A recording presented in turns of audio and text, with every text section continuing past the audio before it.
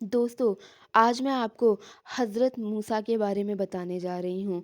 हज़रत मूसा के जीवन में कई महत्वपूर्ण और प्रेरणादायक घटनाएँ हैं, जिन्हें इस्लामी, यहूदी और ईसाई धार्मिक ग्रंथों में विस्तार से वर्णित किया गया है।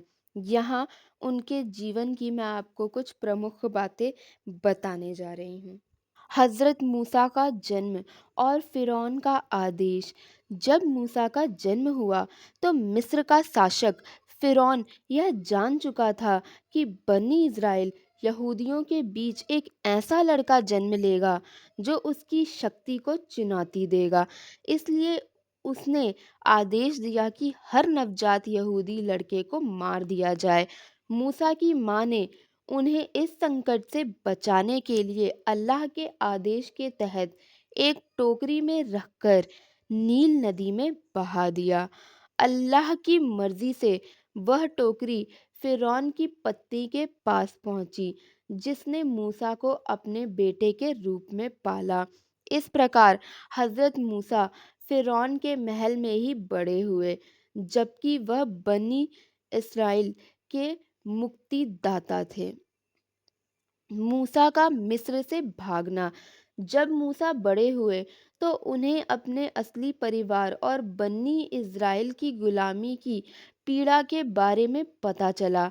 एक दिन उन्होंने देखा कि एक मिस्री व्यक्ति एक यहूदी गुलाम को मार रहा था।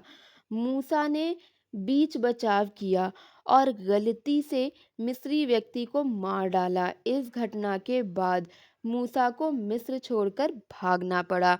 वह मिद्यान नामक स्थान पर पहुँचे, जहाँ उन्होंने नबी शुआइब की बेटी से विवाह किया और कुछ समय वहाँ बिताया। जलती हुई झाड़ी की घटना। मिद्यान में रहते हुए एक दिन हजरत मूसा सिनाई पर्वत के पास पहुंचे। वहां उन्होंने एक जलती हुई झाड़ी देखी, लेकिन वह झाड़ी जलकर राख नहीं हो रही थी। जब वह करीब गए तो उन्होंने अल्लाह की आवाज़ सुनी, जिसने उन्हें पैगंबर नियुक्त किया और आदेश दिया कि वह मिस्र वापस जाएं और फ़िरौन से बन्नी इज़राइल को आज़ाद करने के लिए कहें। यह अल्लाह की ओर से एक बड़ा संदेश था और यहीं से हज़रत मूसा का नबी का जीवन शुरू हुआ। फ़िरौन के दरबार में हज़रत मूसा। अल्लाह के आदेश पर हज़रत मूसा अपने भाई हज़रत हारून के साथ फ़िरौन के दरबार में पहुँचे। उन्होंने फ़िरौन से कहा कि वह बन्नी इज़राइल को गुलामी से आज़ाद करे और अल्लाह पर विश्वास करें।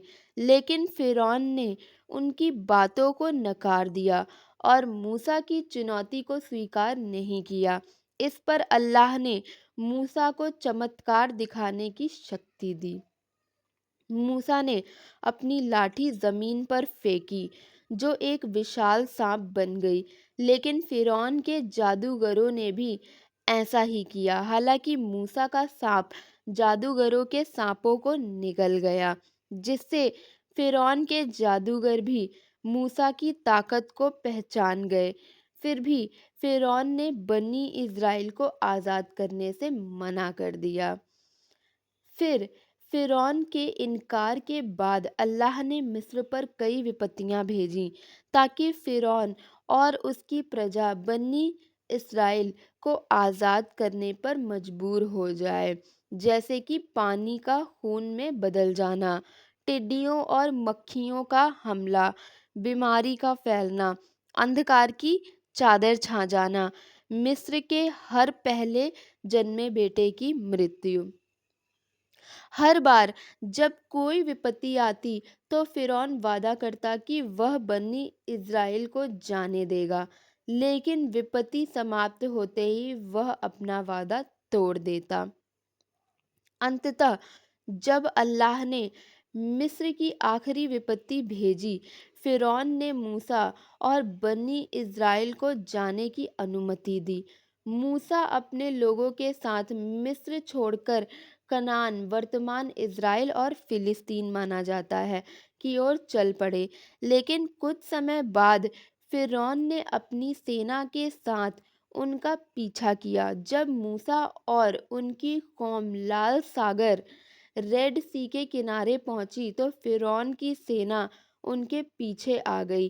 तब अल्लाह के आदेश पर मूसा ने अपनी लाठी समुद्र की ओर उठाई, जिससे समुद्र दो हिस्सों में बट गया और बनी इज़राइल उस विपत्ति या विभाजित समुद्र के बीच से सुरक्षित पार हो गए। जब फ़िरौन और उसकी सेना उनका पीछा करते हुए समुद्र में घुसे तो समुद्र फिर से अपने स्थान पर आ गया और फ़िरौन और उसकी सेना डूब गए। इस प्रकार अल्लाह ने बन्नी इज़राइल को फ़िरौन की गुलामी से मुक्ति दिलाई। जब बन्नी इज़राइल सिनाई पर्वत के पास पहुँचे तो हज़रत मूसा को अल्लाह ने बुलाया और वहाँ उन्हें तौरात का विधान दिया, जिसमें बन्नी इज़राइल के लिए अल्लाह के आदेश और कानून लिखे थे। मूसा ने उन आदेशों को अपनी कौम को दिया ताकि वे अल्लाह के बताए मार्ग पर चल सके। बन्नी इज़राइल गुलामी से आज़ाद होने के बावजूद कई बार मूसा की बातों को न मानते और अल्लाह के आदेशों का पालन नहीं करते। मूसा ने उन्हें बार-बार सही मार्ग पर चलने की हिदायत दी, लेकिन वे अपनी जिद पर अड़े रहे।